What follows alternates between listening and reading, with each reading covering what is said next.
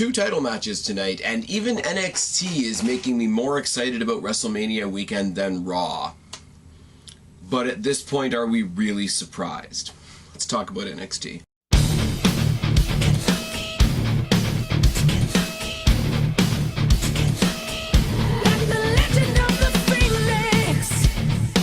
What's going on, everybody? It's your buddy, it's your pal, Spaz Phoenix, the YWC Reality Check, here with your March 1st NXT review. And like I said, we're already leading towards WrestleMania weekend and NXT TakeOver. We know some of the matches that are going forward. I mean, I've read the spoilers, and the spoilers tell you some stuff, but it's kind of cool just to watch stuff unroll and unfold. It makes it a bit predictable, but it is what it is.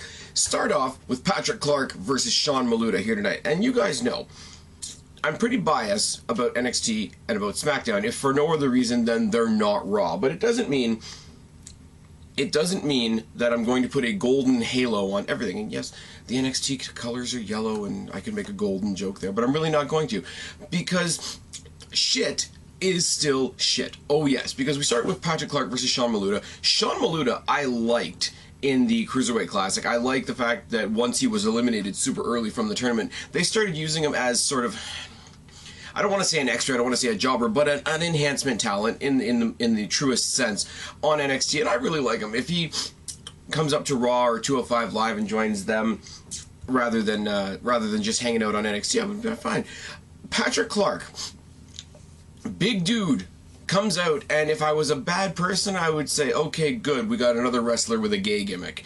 I don't care about LGBT shit. I don't care who you fuck. That's not my point. We've got a growing trend of guys in NXT, and it's kind of ruining NXT for me a little bit, is this growing trend of goofball characters that they then try to make us take seriously. See Andrade Cien Almas, see No Way fucking Jose, and now see this fucking jabroni. We have a very, very botchy looking Famouser that gets the win for Clark, and I already don't care. But we get a promo from Sanity in the back, and I saw Twitter lighting up saying, oh, they're ripping off the Wyatt family, they're ripping off the Wyatt family. They're really not. What you have is them, and it's all 4 of them, and they're gathered around, what do you call a barrel drum type garbage can, and it looks like they're shooting in a parking lot. I don't know if they're doing it in front of green screen or whatever, but it's basically sort of the way you would see vagrants or bums or homeless people like huddled around the fire for warmth. But they're threatening Dillinger, and they're threatening anybody that's, you know, come to support Dillinger, like Strong and the aforementioned No Way Jose. Fucking Christ.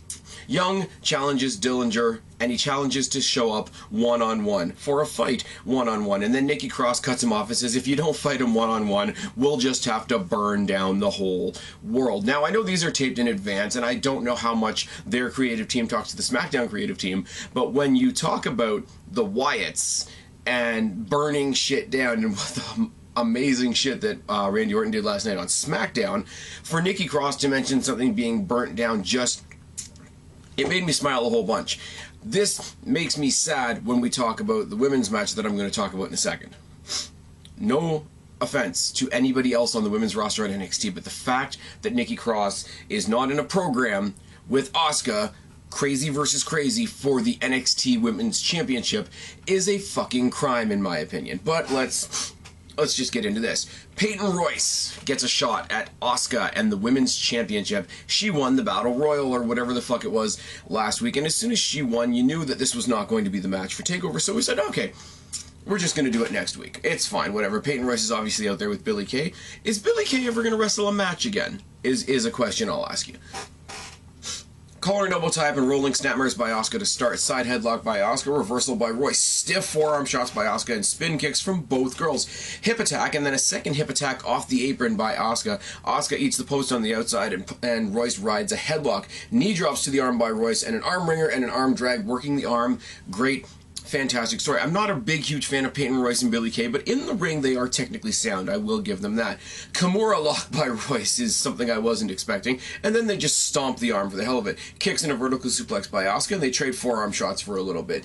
Second rope dropkick and some crazy, crazy strikes by Asuka. Shining Wizard by Asuka made me smile.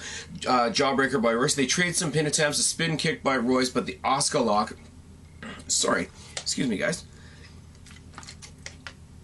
The Asuka lock gets the definitive and predictable win for Asuka. And then it gets to be a little paint by numbers. Billie Kay comes in, attacks Asuka. It becomes a 2-on-1. She gets saved by Ember Moon. Ember Moon and Asuka stare each other down while the crowd goes fucking crazy with yes chants.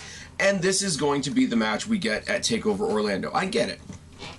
Ember Moon is fucking phenomenal. She's a great character. She's got the creepy gimmick. She's got the amazing entrance. She's got everything. She's got the top rope stunner that they're calling the Eclipse that everybody's all wild for. I like Ember Moon. Because of the way Asuka is, I really want to see her go up against Nikki Cross, because crazy versus crazy is always fun. We see a very extended replay of Rude attacking No Way Jose last week and the re-debut of Cassius Ohno and all that stuff. We also see Cassius Ohno tending to Shinsuke Nakamura after the injury at TakeOver San Antonio, which is a little weird because they debuted him backstage taking care of Shinsuke Nakamura before he re-debuted on the show, which was a little disjointed, but I'm nitpicking at that point. We see Regal in the back saying March 15th, due to what happened last week, at the CFE Arena, which is apparently another educational facility somewhere in Florida. Somebody tell me down in the box below. We're going to get Bobby Roode versus Cassius Ohno, which is super predictable, seeing as we're getting the rematch between Roode and Nakamura at TakeOver Orlando, but I'll take what I can get. We see a video package on Wolfgang from the UK tournament. This is fine with me because they're intertwining the UK division on NXT, and basically, from what I can tell, they're basically going to make the UK title the mid-card title on NXT, which is interesting, and it's sort of kept in a category by itself, like the Cruiserweight division is on Raw, except better by default. But it's kind of cool. Wolfgang, big, powerful, fun guy to watch in the ring. I can't wait to see what he does on NXT.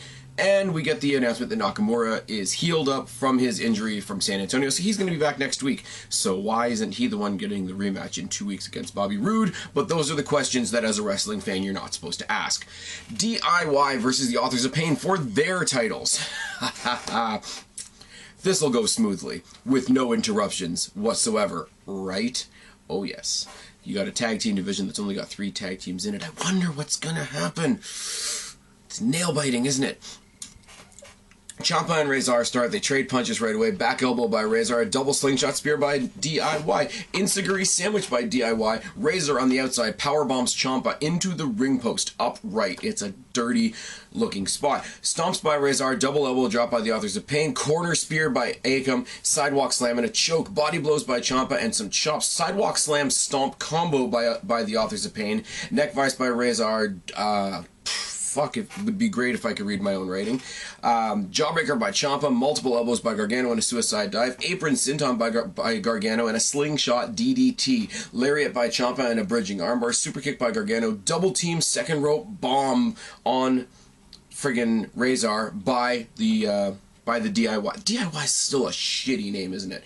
Spinebuster by Rezar, Super Collider gets countered into the dual submissions that they did in Toronto when I was there. They're about to get their titles back, and Revival comes in and jumps everybody. Shatter Machine on Ciampa, Shatter Machine on Rezar, and we end the show. Gee, I know, it's NXT, I like NXT, I like all 3 teams involved, but gee, I wonder what's going to happen at TakeOver Orlando. But I will say, we've got all 3 title matches set, basically, unofficially, for TakeOver Orlando. And you guys know, I love the TakeOver philosophy of NXT. Have a match for all your different titles, have 2 extra matches, one that's big and one that's not big at all, which will probably have No Way Jose in it with my luck. Patrick Clark, get the fuck off my TV. This has been NXT. I have been Spaz, your YWC reality check. Subscribe up there. Talk down there. Start a conversation. Keep all these conversations going. Don't be a stranger. I'll talk to each and every last one of you later. But for right now, I am tagging out. Bye, guys.